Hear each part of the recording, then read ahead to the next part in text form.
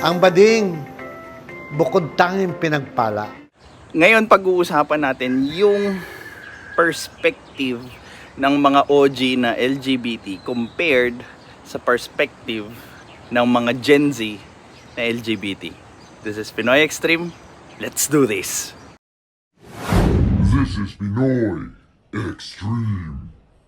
Yung babae, yung lalaki, maglakad sa dilim, kinabukasan, ichichismis na sila ng buong barangay. Yung bading, mahuling ng ombre sa likod ng saging, likod ng puno ng saging. Sasabihin ng mga tao, oh, hayaan nyo naman, bading naman yan. Kumbaga, there's so many beautiful things that people accept us and they just let go. Hinahayaan lang tayo. Now, you see how beautiful Mama Ricky's perspective when it comes to the freedom or yung meron yung LGBT. Yung mindset kasi ng LGBT ngayon, they want to dominate yung ibang tao just to feel special. Hindi nila kayang tumingin kung ano yung meron sila para doon sila mag-umpisa. It's always them wanting more. Kaya nga pinaglalaban nila yung Soji Bill. Ngayon, ang tanong na lang doon is yung mga pinaparusahan ba sa Soji Bill, hindi na or hindi pa punishable doon sa current laws that we have. And that just proves their entitlement. Mga anak, gusto ko lang iparating sa inyong lahat na tayong mga Pilipino, mga bading, ay napakapalad dahil tayo is being tolerated by the society. O diba?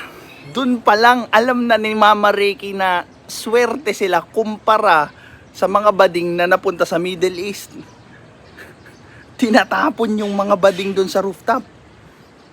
Tapos kayo dito, hindi lang kayo mabigyan na CR, hindi lang kayo matawag na ma'am, putang ina, na may merwisyo na kayo. So bakit hindi nyo i-apply yung magandang teachings nung mga naunang OG na LGBT para at least makapag-contribute kayo sa society? And for me, toleration ay isa sa pinakamatinding gesture na may bibigay ng tao sa kapwa-tao. To tolerate us on what we're doing. But to push through to their throat that they should accept us, na kailangan nakapapel, ikakasal tayo. Wag naman. Sobra naman. Overboard na yung mga anak. Oh my freaking God, ang ganda nung sinabi niya.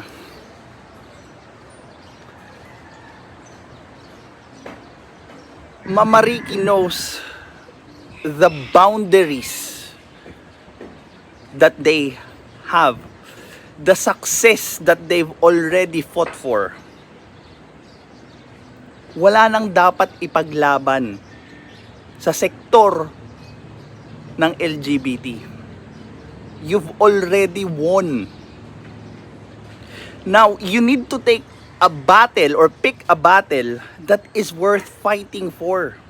Hindi yung aabusuhin nyo yung tolerance ng ibang tao just because you don't feel special enough dahil nga wala na kayong pinaglalaban at wala nang sense yung pinaglalaban nyo.